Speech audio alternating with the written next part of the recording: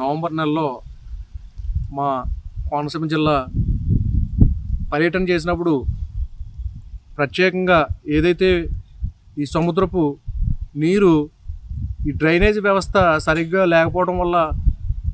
పోటు టైంలో వెనక్కి వచ్చి అనేక ఎకరాలు మా కొబ్బరి తోటలో పాడైపోయిన సందర్భంలో స్థానిక ఎమ్మెల్యే దేవవరప్రసాద్ గారు తెలియజేసిన మీదట గౌరవ ఉప ముఖ్యమంత్రి పవన్ కళ్యాణ్ గారు ఇచ్చేసి పర్యటించిన సందర్భంలో ఈ యొక్క ముంపుకు గురైనటువంటి ప్రాంతాల్లో ఉన్నటువంటి డ్రైనేజీ మేజర్ డ్రైన్ ఏదైతే ఉందో శంకరగుప్తం దాన్ని ఆధునీకరించి ఈ ఉప్పు నీరు బ్యాక్ రాకుండా చేసేటటువంటి పనులకు గాను నేను 45 రోజుల్లో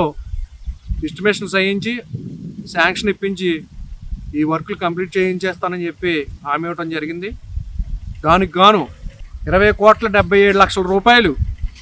ఆయన అన్న టైం కంటే కూడా ఆయన 45 రోజులు అన్నారు కానీ 35 రోజుల్లోనే రిలీజ్ చేయించి వర్చువల్గా శంకుస్థాపన చేయించి ఇవాళ ఇక్కడ ఉన్నటువంటి రైతాంగాన్ని కష్టాలను ఎన్నో సంవత్సరాల నుంచి వేడుకుని ఎన్నో అర్జీలు పెట్టి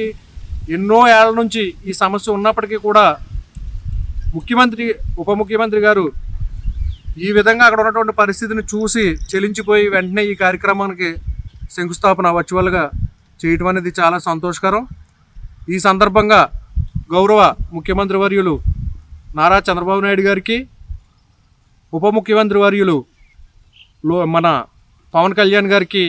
అదేవిధంగా నీటిపారుదల శాఖ మంత్రి అయినటువంటి నిమ్మల రామానాయుడు గారికి, స్థానిక ఎమ్మెల్యే జనసేన ఎమ్మెల్యే దేవ వరప్రసాద్ గారికి మా రైతాంగం